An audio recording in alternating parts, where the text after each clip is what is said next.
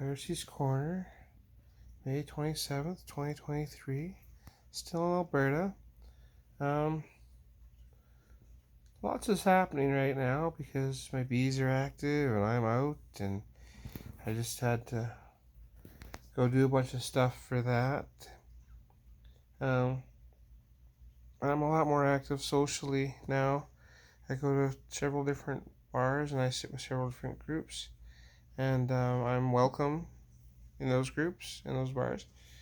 Uh, but I'm not. I don't drink still. Um, I mean, I could if I want to. I'm a grown adult. I'm allowed to go have a drink if I want to go have a drink.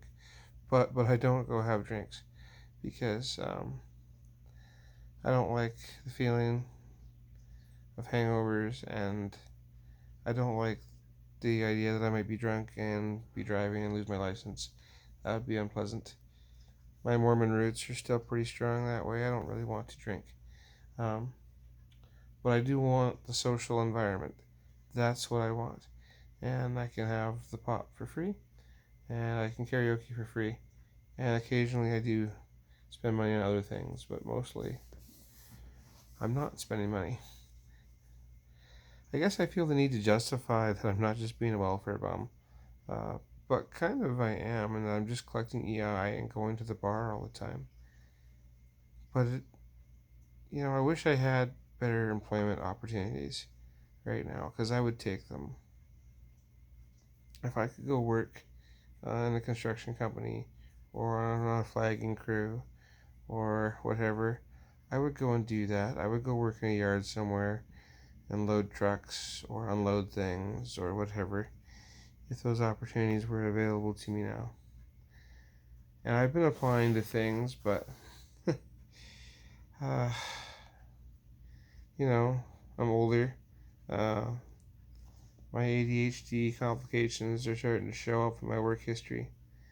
I'm really starting to think maybe I should go apply for AISH, but I don't like that option because it doesn't pay enough to cover my stuff, and I probably wouldn't be able to keep my new vehicle. But if I can't get a job, then I can't keep the new vehicle anyway. So life is full of challenges. Um, why do I give these little updates?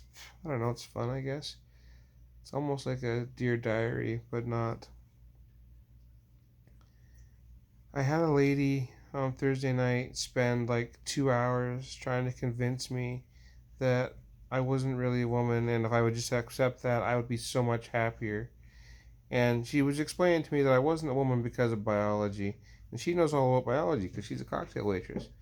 And cocktail waitresses traditionally know tons about biology. They are, in fact, part-time biologists. But she told me she'd been a cocktail waitress for the last 15 years. So, her educational limits might be showing. Because I went to the one bar across the street here, and I got there early. This was a couple days ago, and I went to use the washroom, and then she happened to be in there, and she seen me in there, and then she starts like questioning, "What am I doing in there? And don't I realize I'm in the wrong bathroom? And we better start having this discussion." And I was like offended, appropriately, and like whatever. And then I find out she works there, and she decided from there on after to come like sit with me and have a drink with me and buy me a drink because she wanted me to feel better about the fact that I was a man who could never be a woman. And she just felt the need to explain it to me properly so that I would understand how wrong I was. Because, she has a 6-year-old daughter who should never ever learn about this stuff ever. And if they're trans, I guess she'll just let them kill themselves.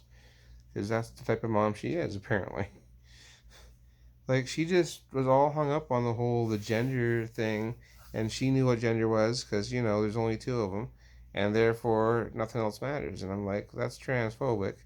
And she's like, no, it's not. It's just the way it is. Like, yeah, that's transphobic. That's the definition of transphobia, is that solid belief that there's only two genders and therefore nothing else is real, and the rest of it's all just made up BS, which is not true. or that what defines me as a man or a woman is what's between my legs, or my voice, or my other physical attributes. Things of which I am very sensitive about. I'm aware that my voice is deep, and I'm aware that my face is still not quite as feminine as I would like. But there's nothing I can do about those things. And I'm not going to spend the rest of my life hiding in my apartment, waiting for it to be acceptable and waiting for things to change. Because, it's been almost 4 years now, so I just have to move forward with what I got because life's too short. If I listened to that TERF and internalized what she said, I would eventually end my life. It would get that bad because it'd be like, I can never be this. I'll never get there. And that, the dysphoria is a mental illness, okay, that hurts. And you can aggravate it by piling onto it. And the thing that people don't realize is that we all get dysphoria, or are all capable of getting dysphoria. If you are born feminine, a female, and if the thought of becoming a boy makes you cringe and oh, I don't want the hair, I don't want the penis, I don't want any of that stuff. That, if that thought is what crosses your mind as a woman, that's dysphoria.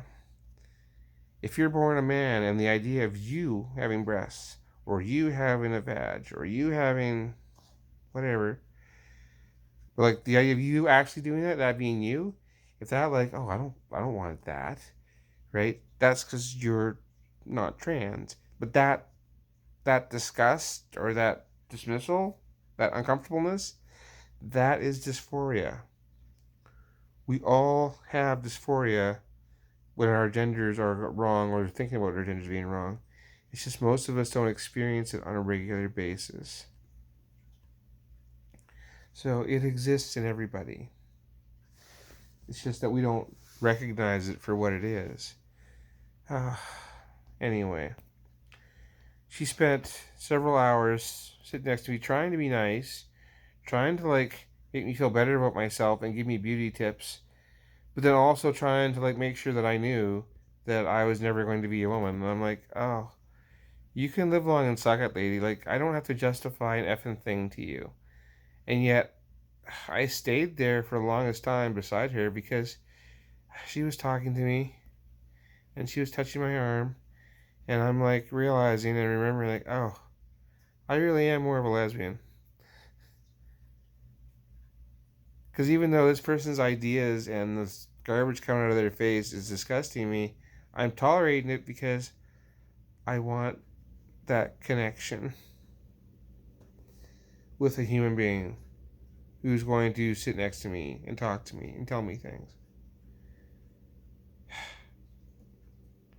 It's a bizarre journey that I'm on. I can tell you that. I don't understand where this is going or how how I'm going to move forward. But I do understand that my voice will never be right. And my face will never be right either. Both of those things will cost many thousands of dollars to fix. So I have to get a solid job before I can do that. Everything is so complicated. But at least I got my bees set up, so hopefully that'll produce this year, and then next year I'll be able to take it to the next level. But I still have to have a job between now and then. So, the roller coaster of I'm successful with my bees, I don't have a job, I love my new look, I love, I see me in the mirror now and I do up my makeup and I put on my different outfits. I see Darci there. I don't see him there anymore. Most of the time. But I understand that the rest of the world still sees him most of the time. That's why people will go, oh yeah, in his apartment, over in the corner, right? There he is. He's singing that song again. Or he's so brave. I'm like, I'm not brave. I'm just tired of like being stuck in my apartment and being stuck on nights and never being able to be out in the world again. I'm not brave, I just don't have a choice. If I was brave, I would have done this 14 years ago, which is what I should have done. But I didn't, so I have to work with what's in front of me right now. Anyway, this is Darcy's Corner. Yeah, I got TERFs coming at me, but I think I'm winning, and I think I'm making inroads with these friend groups that might eventually lead to me getting an actual partner. I am hopeful that that's going to happen soon. So, yeah, I guess it's Darcy's update. Peace.